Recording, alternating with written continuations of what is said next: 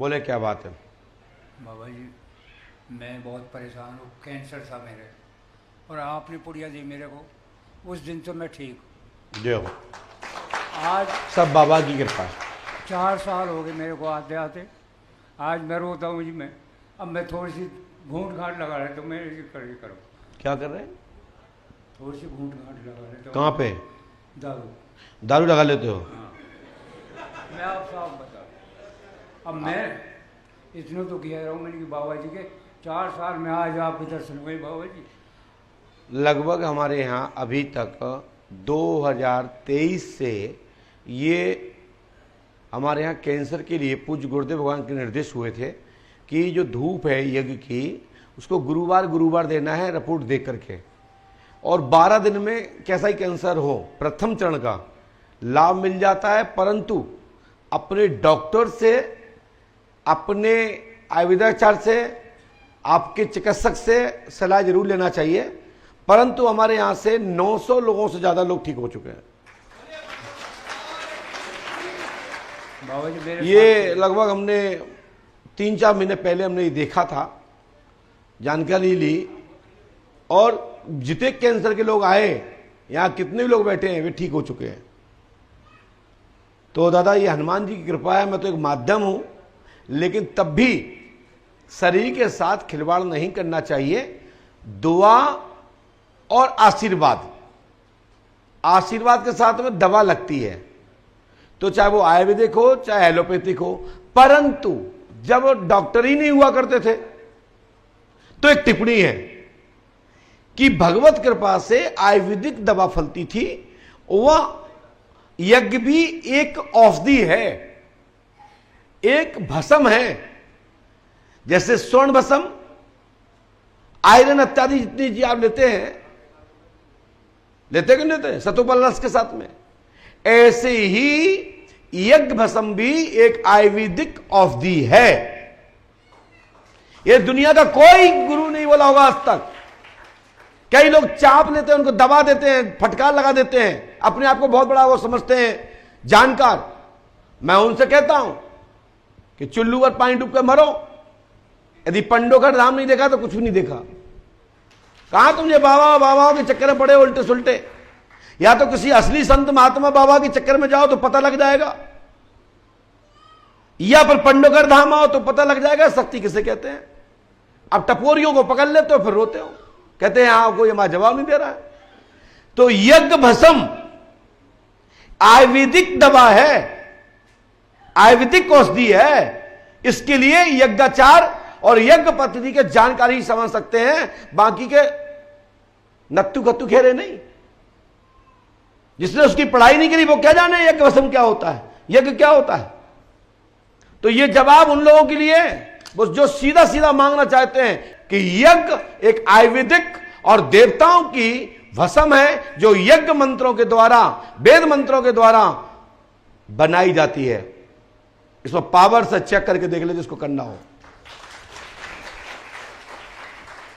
अब दादा नई समस्या क्या लेके आए? बाबा जी 10 गोली खाता था मैं, उस दिन तो एक गोली नहीं खाई मैंने।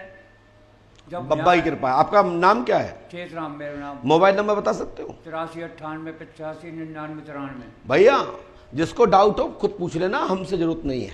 मैंने पल में बहुत कही है, जो औरन से भी मैंने भेजे भी हैं, वो भी ठीक। बेबी ठीक? वो ठीक है। जिनको भेजे बेबी ठीक, और उनने विश्वास नहीं करा, वो मर गया। और विश्वास नहीं करा तो चलेगा। संसार में जो आया वो जाएगा जरूर, चाहे वो आप हो चाहे आप कोई भी हो। दो ने करी, विश्वास नहीं करा, उन्होंने कहे लगाया पाखंडी। मैंने कि यार तू मेरे धमकाओ, फिर वो जब मैं बोला तू 15 दिन दी, 15 14 दिन दी, वो मर गया। मतलब भभूति खवाई ठीक होगा, अविश्वास करो तो लेके जाओ, मर जाओगे। हटो, धन हो दादा, आपका शूज काउस नहीं करना है। और बाबा जी मेरे एक बहन जी ओमा पे जाते रहे, हाँ बहन जी ओमा जो मेरे वाले, उनसे आप जाते रहे। उमा दीदी के पास आज जाते रहना चाहिए, वो हमारा ही आश्रम है, हमारी गद्दी है वो। हाँ, जो सदमार्ग पे काम कर रहे हैं वो सब हमारे हैं। दिशा बीन होंगे, चाहे फिर वो हमारे कितने नजदीक हों, वो भी हमारे नहीं है।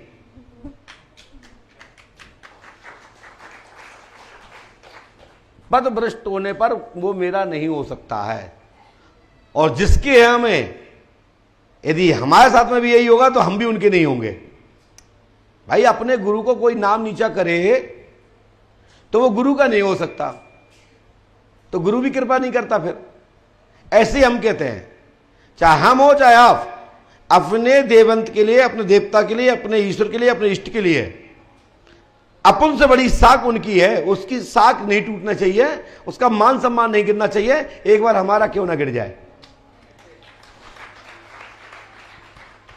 बताओ दादा, आप क्या चाहते हो? एक वो मैं बगीचे में रहूँ जी, बगीचे में रह रहा हूँ, उसमें समस्या मिल जाए। क्या है? धन है? हाँ, बड़ा बगीचा में धन उखाड़ना चाहते हैं, मिट्टी का शोधन होगा, पता लग जाएगा कि माल कितना है कितना नहीं है। ले वैसे तो मिट्टी में हर जगह धन है, लेने वाला और भजाने वाला होना चाहिए। अब तुम गड्ढा खोद के सोना चाहते हो तो उसके लिए शोधन करना पड़ेगा, क्योंकि भूमि के अंदर तो बहुत कुछ है, हीरे हैं, मोती है, जवाहर है, आयल है, केमिकल है, क्या नहीं चाहते दुनिया में, पृथ्वी के अंदर सर समाये थे। आप मंथन करिए, मंथन करने पर जैसे कि दूध को जाम मिला के जमा दिया जाता है, दूध फाड़ दिया जाता है, उसको मथने पर मक्खन बन जाता है और मक्खन को तपाने पे घृत बन जाता है। बनता है नहीं बनता? तो ऐसे ही पृथ्वी को मथने पर, शोधन करने पर, खोज करने पर, पृथ्वी तो बहुमूल्य पदार्थ पड़े हुए हैं। जितने दुनिया के आइटम बने हैं ये सब पृथ्वी में से तो निकल रहे हैं। और संपूर्ण प्रकार के पदार्थ, संपूर्ण प्रकार के इच्छा स्मृतियां इस पृथ्वी में समाहित हैं। आप खोज करिए किस लाइन पे करना चाहते हैं, उसी की रास्ता मिलना प्रारंभ हो जाती है। नहीं कैसे पता होता कि इस जमीन के नीचे इतने फुट नीचे सोना है, इसके नीचे फिर आयरन है, ये है, वो है। पृथ्वी में भी तो है, इसी में जल है, इसी में आयल है, केमिकल आप लोग ले रहे हैं ना। कई जगह खदान आप डीजल की है, मैंने मिट्टी के तेल की, उसका ही मंथन करके फिर और सारे तेल बनते हैं। तो आप ज्यादा हम कुछ नहीं कहेंगे, इस भूमि के नीचे माल है, समय भूमि शोधन करने पर बता दिया जाएगा कि आपका योग बनता है या नहीं बनता है। आशीर्वाद। लो दादा, इसको करिए और मिट्टी ले आइए, फिर हम बता पाएंगे कि हम क्या करेंगे इसमें। ठीक है, फिर हम बता पाएंगे।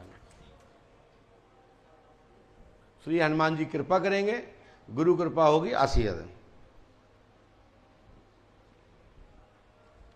अपनी हेडिंग भी देखो, उसमें लिखा है बगिया में भूगर्भ, भूमि के नीचे भूगर्भ है। क्या है? जो आप चाहते हो वो है।